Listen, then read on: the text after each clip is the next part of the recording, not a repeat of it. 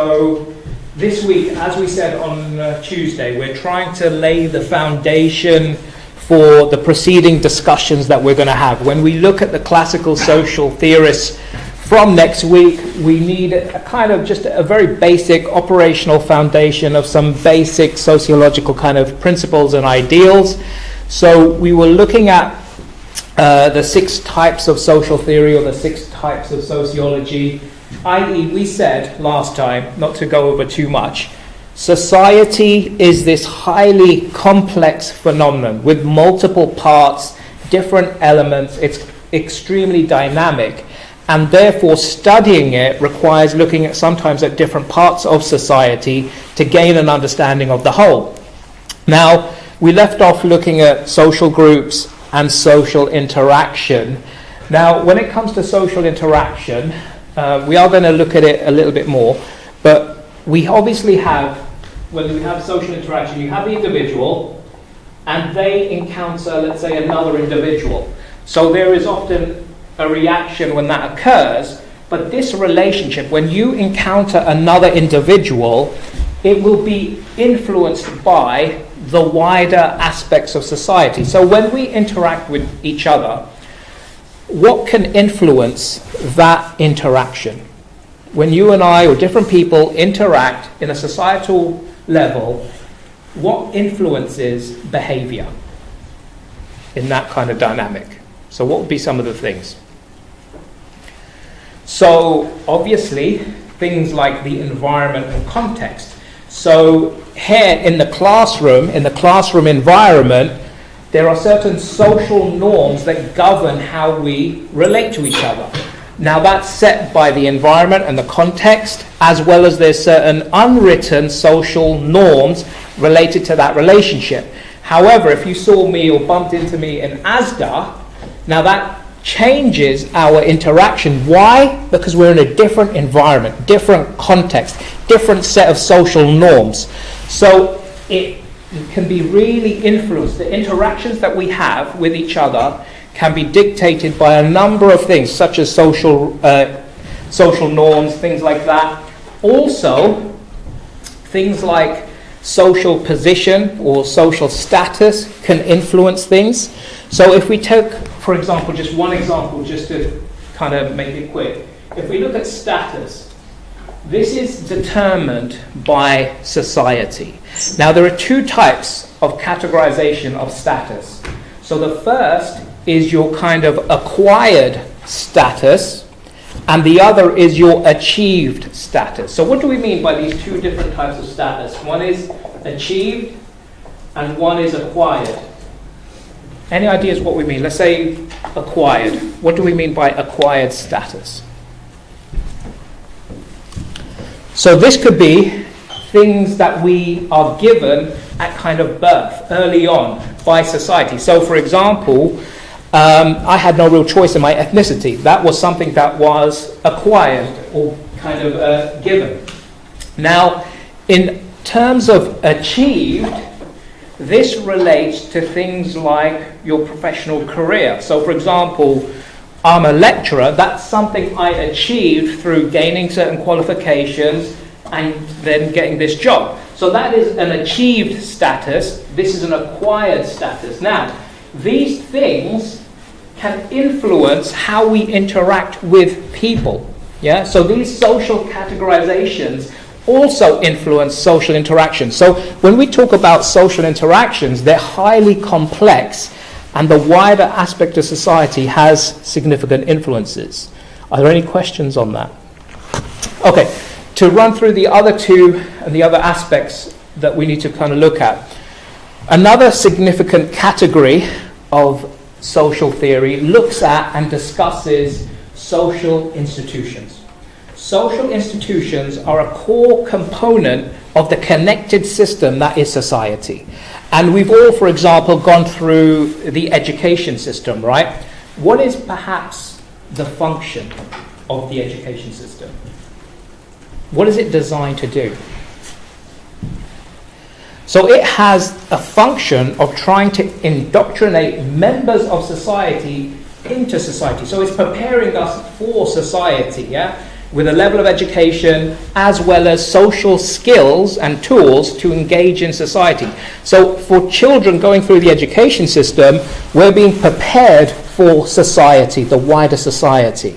So in many ways, social institutions shape individuals, shape our behavior, shape our characteristics. Another aspect of social theory is social patterns. Now, for most sociologists, when they look at the phenomenon of kind of society, they want to determine patterns and relationships. So, for example, at the moment, say for example, you have a large increase in the economic situation, let's say, is declining. So you have high unemployment, high inflation, there is this decline in the economic situation. And what we see then is sometimes, parallel to that, is an increase in crime. So is there a correlation between high levels of poverty and crime? So sociologists will try to understand, well, looking at data, is there a pattern between these two separate social phenomena? Are they interconnected? Can we look at the patterns in society and make kind of determinations? So again, determining this aspect is really important for sociologists. Okay, so the last two that I want to look at is social history and social constructionism. Any idea what we mean by social history? The study of social history. What are we looking at there? So the life cycle, your individual experiences are essentially unique to you. You are a unique individual because of the people you encountered, the places you were born and the interactions you had, the experiences you had. So we are inevitably shaped by our environments, by the people we encounter, and our experiences. They collectively make us who we are. So life history, or the life cycle of an individual, can be extremely interesting to see how they've kind of turned out. So a good example of this relates to radicalization. We know that obviously radicalization is a significant problem in a number of Western societies. Why does someone become radicalized? Now, a lot of my field work has focused on the causes of radicalization. And in particular, the individual that is pictured here, this is Abu Halima. Some of you may be aware of him, but for a while ago, he was prominent on social media as a preacher of hate. So he, operating in the UK, he basically has been kind of responsible for radicalizing a lot of young people on social media. He acts as a kind of mouthpiece for ISIS, or did. And so I had the opportunity to interview him a few times. He basically got arrested several years ago. There wasn't enough evidence to convict him, and so he was placed on a temporary relocation order. So he's taken from his home, where his wife, family, kids were, relocated to like Northampton, and there he had to stay with no internet and disconnected from his network of activists. And there I had an opportunity to interview him several times. And I really wanted to understand, how you became radicalized. So we talked about his life history. How was your upbringing? What happened? And I wanted to know, were there any turning point moments in his life? And he cited one that was really interesting. So he was basically 8 years old. He's walking down Wembley High Street with his mum. And he's 8 years old at the time. And he says basically this man came up to his mother, spat on her, pushed her to the ground, and racially abused her. And he's 8 years old, and he's witnessing this. He's seen his mum violently attacked and racially abused, and that really did traumatize him. Because now it kind of really started this pathway towards, well, am I part of British society? Am I connected? Am I accepted? And at that point, he felt disconnected from British society. He felt rejected, right? Because this experience, he couldn't protect his mum. He's only 8 years old, and he's experienced quite extreme form of racism, and that experience really shaped him. And so we would consider that a possible turning point moment, because that has an adverse experience on his development. So as he then gets older, teenage years, adulthood, he struggles to identify with British society, because he's got this deep sense of, I don't fit, I've been rejected, and I don't accept, British society. And so when he becomes radicalized, and he's presented with this ideology that says, Western civilization is corrupt, Western people are corrupt and evil, well, he can connect back to these types of things with some of those experiences. So in essence, what social history does, it allows us to unpack the individual life cycle and see perhaps how changes in their identity have manifest. So it's a good one for radicalization. Are there any questions so far? Okay, so moving to the next one, which is a very important one, social constructionalism. What do we mean by this? Social constructionalism. So this is the idea that as a society, what happens, we collectively agree upon objects and things and make them real. So let's start off first simplifying it. If we look at reality, there are two types. There's the natural things and there are the social things. So a natural thing would be something like gravity. Gravity exists irrespective of whether there are humans on this planet. So there was gravity before us, and there'll be gravity long after we've gone. That means gravity is a natural aspect of the physical world. It's a natural phenomenon. It's embedded within the natural makeup of the physical universe. It's not created by humans. So natural things we know, okay, things like gravity and so forth. But then what are social things? Because if it's not a natural thing, then it has to be a social thing. And people have said things like the monarchy, money, nationalism, these things, gender, race, are all social things.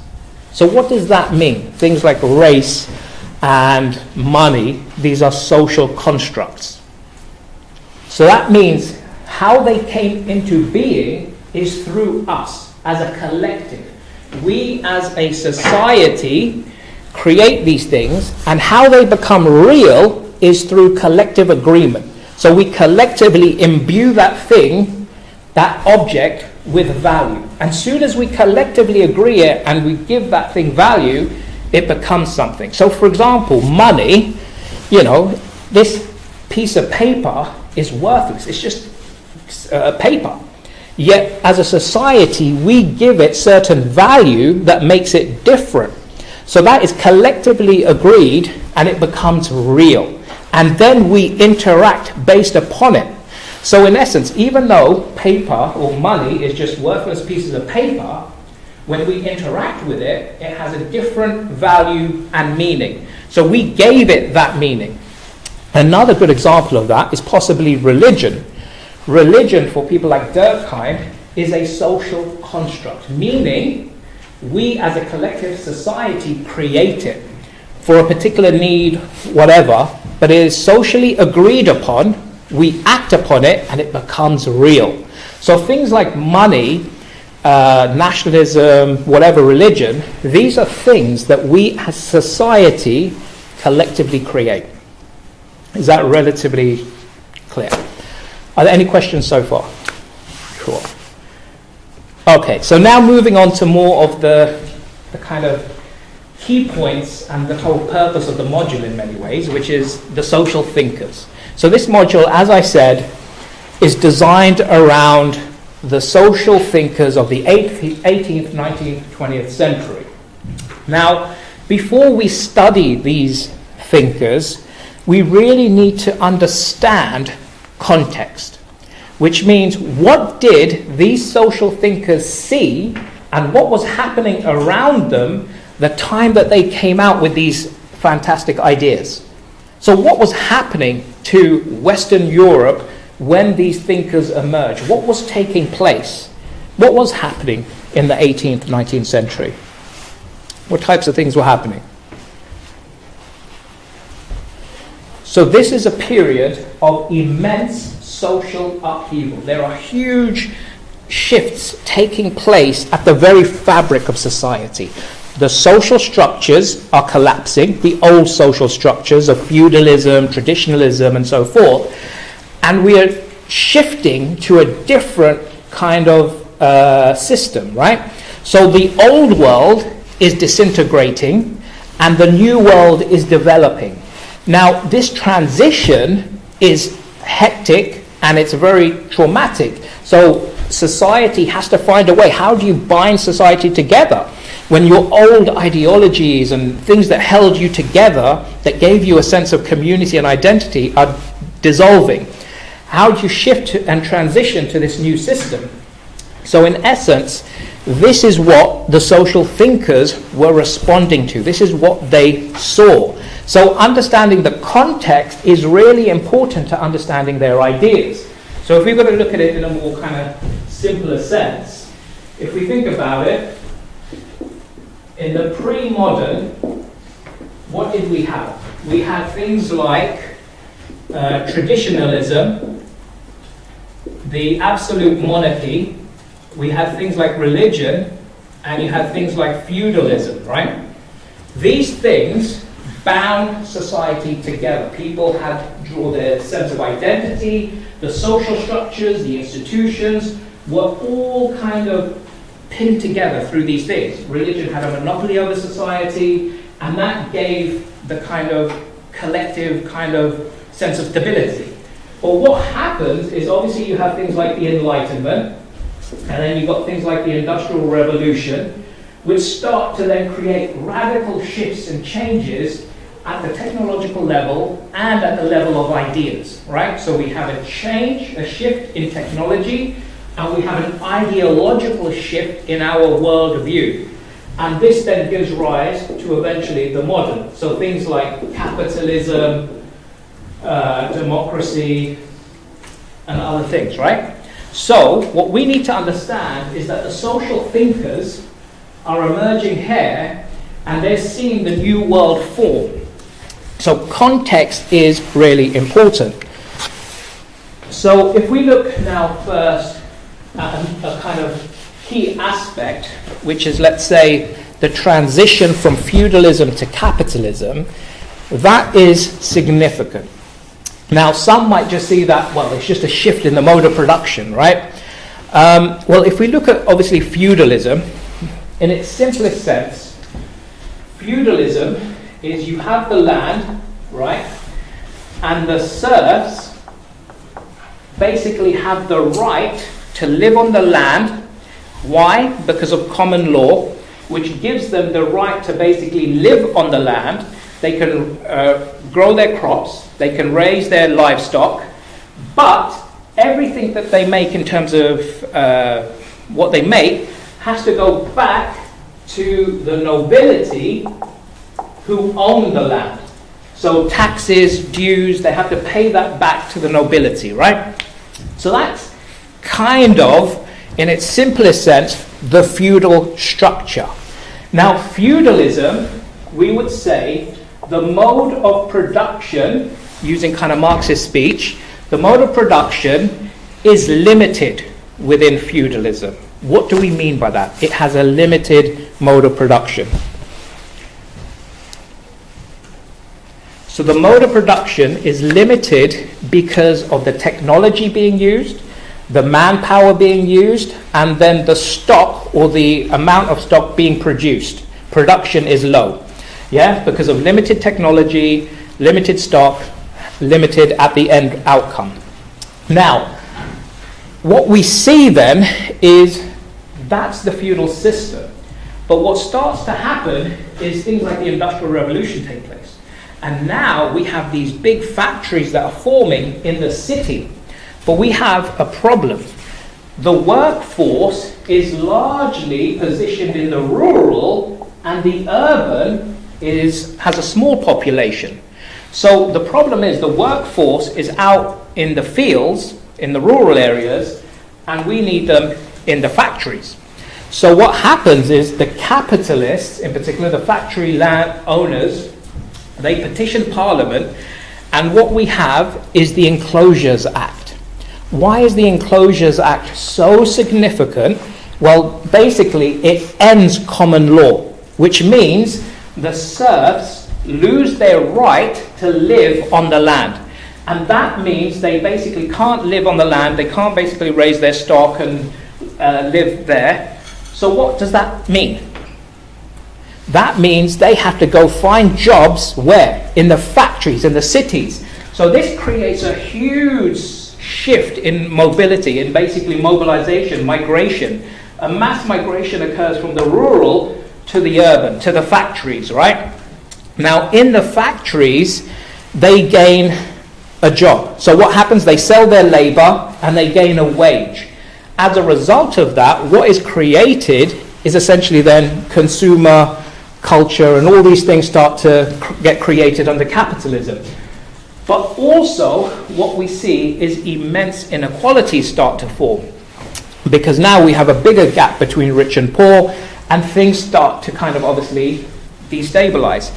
So in essence, what we are talking about is that there were huge shifts taking place at the level of ideas and at the level of technology. And so there were these big processes like industrialization and urbanization. You've got to understand, these are mass processes. These are changing the very structure and fabric of society. And so in essence, this creates immense social transformations. Social change is taking place as a result of this. So the social thinkers are responding to this. They're trying to ask important questions, like how does society bind itself together? How does society remain coherent? How does society remain together? How does society change, and how does it kind of respond to change? So in essence, there were a lot of kind of issues and theories put forward related to this. Another important aspect before we move on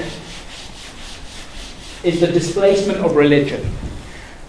The displacement of religion is another significant shift.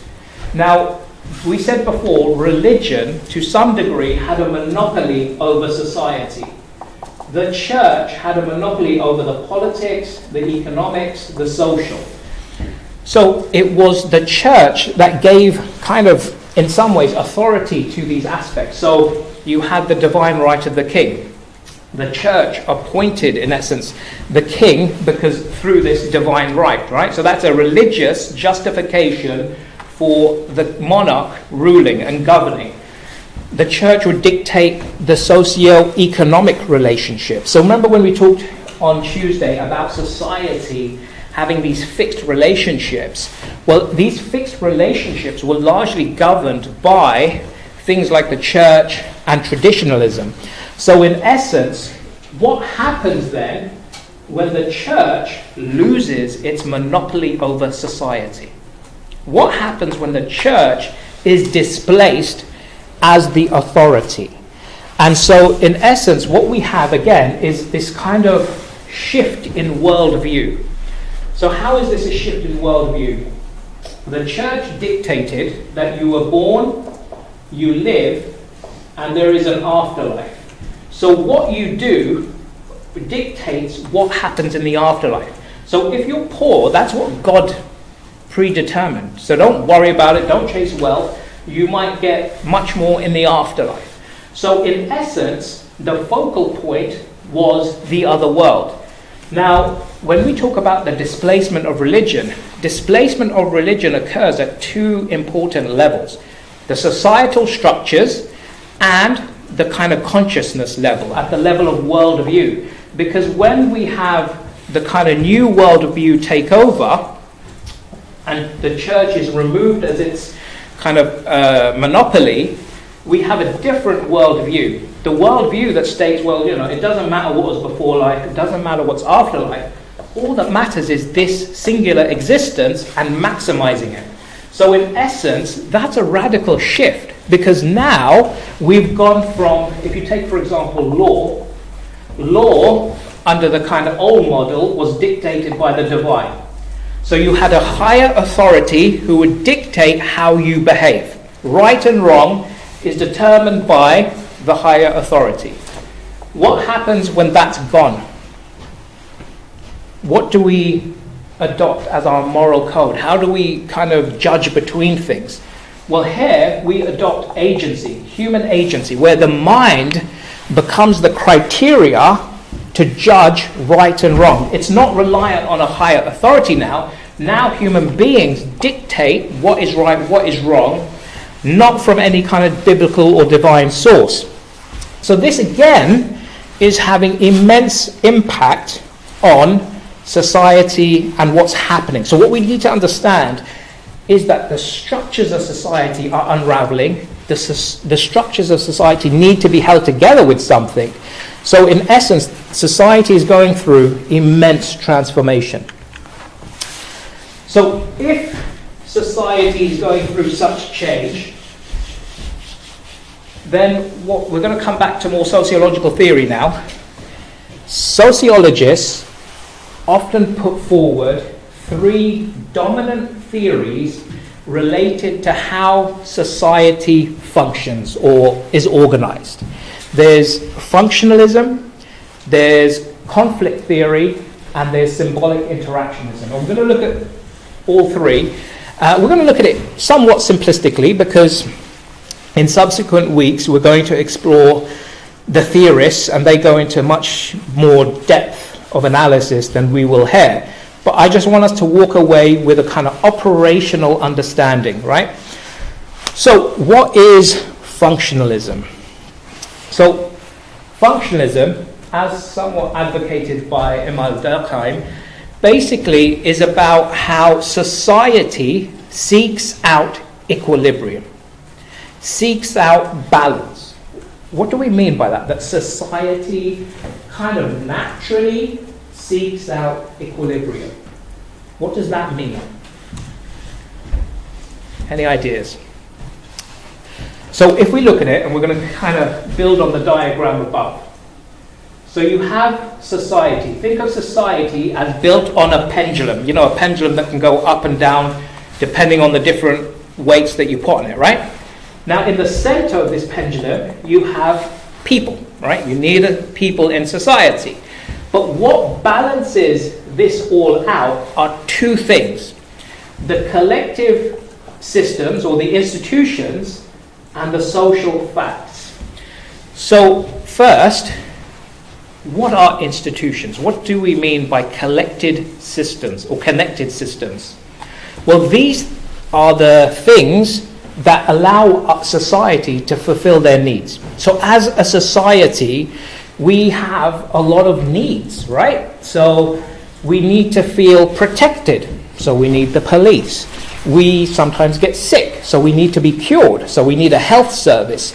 We need education, so you need education, right? So I can go on, right? So these are the connected systems, the big institutions that fulfill the needs of society. That's all these institutions are designed to do. Fulfill the needs of society. Now that is balanced by something that Durkheim defined as social facts. What does that mean? Any idea what we mean by social facts? So social facts, we kind of covered it. Social facts are those things that have been constructed by collective agreement, but basically underpin our society.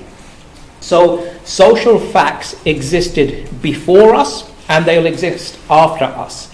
But what they do is they kind of provide a kind of criteria, if you will. So in essence, take for example the law. The law is a social fact. It's something that was created well before us and it'll exist after us. Now, the law is something that has been collectively agreed upon and it has become real. Now, you as the individual, we know it's there. Look, I know the law is there, but when do we become aware of it? When we actualize it. So what does that mean, when we actualize the thing? So when you go against it, it materializes. So if I get in my car and I don't put on my seatbelt, I'm breaking a law, and that is where you actualize it, where it can manifest, right?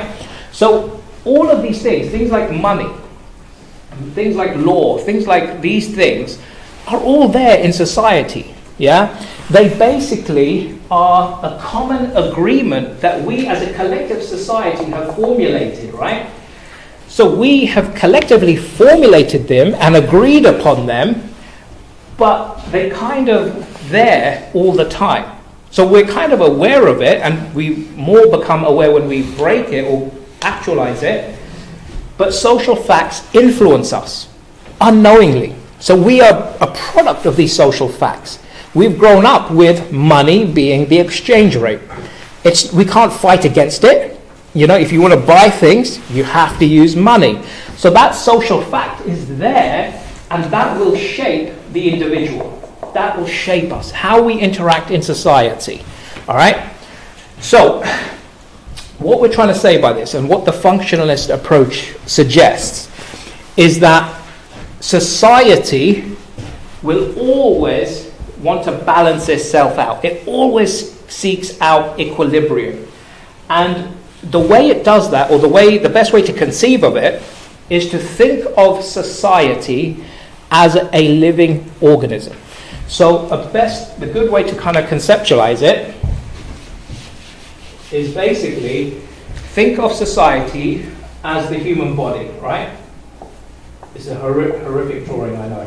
So think of society as the human body. The human body has a connected system. Those connected systems are the vital organs, right? So you have the brain that controls the processes to all the other parts of the body. It's like a computer chip, right? That's the brain. You have the heart, which pumps blood. You have the lungs, which helps us breathe. You've got the kidneys that takes out impurities and all sorts of things, right? Now, for this body to function, to work, to operate, to be stable, requires that all these connected systems work together to make the whole function, right? So without one, if one goes, the body crumbles. So in essence, functionalism and society functions like this. You have these connected systems that makes society work. It provides order and stability.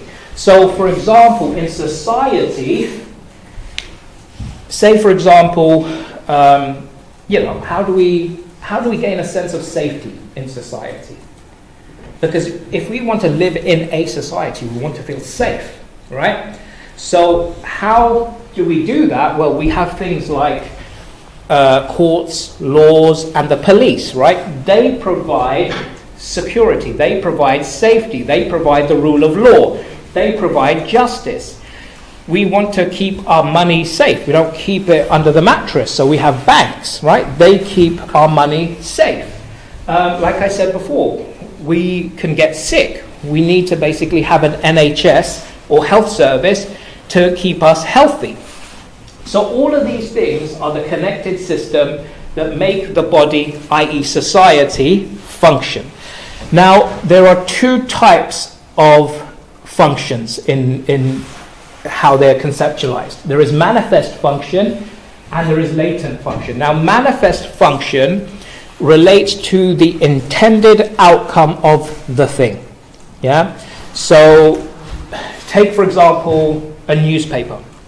The manifest function of a newspaper is that basically it was designed so that people would read it for the purpose of maybe gaining entertainment or gaining information, right? So the newspaper has a manifest function. That's why it was created, to basically inform people and to entertain people. But then there is the latent function of that newspaper.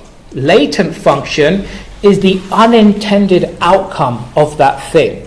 So when I was growing up, you could often go to a chippy and they would serve you chips in a newspaper. Now that's not the manifest function of the newspaper. The newspaper wasn't created to be kind of wrapped in chips, but that is a latent function. That is the unintended outcome of the thing. So you have the manifest function and the latent function. And institutions have manifest functions and latent functions. So take, for example, education. What is the manifest function of education? So let's just simplify. The manifest function of education is to socialize, indoctrinate young people, with a fixed syllabus. That is its manifest function, to prepare you for society. A latent function of education, of school, could be that it develops social skills, how to make friends, how to kind of talk to people. So it builds social skills. So institutions have manifest and latent functions, but all of this together makes society work, creates order, creates stability. So this is a view held by some sociologists who believe basically society works like this. This is how society works. Durkheim is one of those individuals who advocates this, that basically you have society works on this basis. Now, another aspect of Durkheim related to how society is bound together is really, if you want to understand how society functions together, look at the two basic types of society. So take, for example, first tribal society. How did tribal society create a sense of unity? Durkheim suggests tribal societies created a sense of unity through the idea of sameness. What is this conception? What do we mean, sameness? Sameness is the thing that created unity in the tribe. What does that mean? Any ideas? Simply put, the members of the tribe performed the same actions, performed the same behaviors. They would hunt, they would make their own clothes, they would basically fish. So in essence, they owned completely their labor. They basically produced everything and they used it. It was for them. So what we have in a tribal society is no class. There's no class in tribal society. Where does class come about is when we become, let's say, civilized societies and we settle. What happens here is what Durkheim refers to famously as the division of labor. Now, this model works on small-scale tribal societies. But when you come to large settled communities where you've got a huge expansion of population, we basically need, in the simplest sense, what is division of labor? By the way, division of labor is the specialization of tasks. So in society, we've got huge things that need to be done. So we assign tasks. You basically educate the young. You make sure that people are healthy. You protect the community, So we distribute the tasks amongst society and people become specialists in those. Now what can happen is, let's say now, the farmers, they produce the food, but they produce a lot of money. So they become powerful in that society and they have more wealth. They can buy more things. They become dominant. What we have in this society is the creation of imbalance, inequality, and differences. This is a simplification, by the way, but what we're trying to show is that society is complex and it changes. And then in this society, always there is the functional need to gain equilibrium. So society will rebalance itself out, is what Durkheim is saying. Now, the problem with functionalism is that now let's say this group, hypothetically, the farmers who have got a lot more power and wealth, start to become the dominant group. They create more and more and more and more wealth, and the other groups are becoming marginalized and displaced economically. So what happens here could potentially be conflict, right? That basically you have a small group that has all the power, all the wealth, and that conflicts with the other parts of society. This is where functionalism struggles to deal with change, because societies don't remain in a state of equilibrium. We have things like revolution. We have things where things change. So this doesn't really explain well why society changes. So this is why we're going to look quickly then at social conflict theory. So conflict theory is the idea, obviously, as we know, quite famously advocated by Marx, which essentially says that society evolves according to specific stages, and these stages change because of a change in technology. The mode of production changes, and that creates conflict. Now, we're going to look at this in a lot more depth when we look at Marx, but from simplistic point of view, so let's say under capitalism, for example, you'll have the factory. Now, let's say you will have the landowner, who's, let's say, the bourgeoisie, and you have the worker, the proletariat. Now, the proletariat, the worker, sells his labor, because that's all he has, and he gives up his labor and he makes the product. But the problem is, all the profits go to the landowner. So they take all the profit, and the worker is completely alienated from what he has made. Now, cutting a long story short, what happens here is that this creates conflict. It's much more complicated than that, and we will go into it in a lot more detail when we look at Marx. But what we're trying to show is that shifts in the power balance in society. So if you have a huge gap between rich and poor, or if you have different gaps, let's take, for example, the Iranian Revolution. It doesn't have to be. All change is not class or economic based. So, for example, in Iran, you had the Iranian Revolution in 1973 because the Shah of Iran tried to impose on a very conservative society modernization and secularism. And that was basically, the population weren't ready for it. They were conservative. They resisted it and revolted. That revolution is largely ideological at one level. There is economics at play, but the kind of focal point is that this was more ideological. So conflict doesn't necessarily have to be economic. Now, we're going to look at this probably more in detail when we look at Marx, when we look at the whole kind of dialectic process, which is how change occurs. You have the established system, the thesis. You have the antithesis, which is the thing, the new system that challenges it. And out of the conflict between the two, you have the stabilizing force. So I'm not going to go into depth, and I know that's rushed and completely not explaining it at all. But when we do look at Marx, we'll have a week where we look at Marx and we'll look at all of these things in immense detail. Are there any questions before we move on? So the last sociological approach is this idea of symbolic interactionalism. Now, I should have said that functionalism and conflict theory are macro approaches. They look at society as a whole from the bigger perspective. Now, symbolic interactionalism is really about the small scale interactions. So in essence, it's about how we give meaning. So as human beings, we interact with the world around us. We interact with people, objects, environments. Now, how do we assign meaning to these encounters?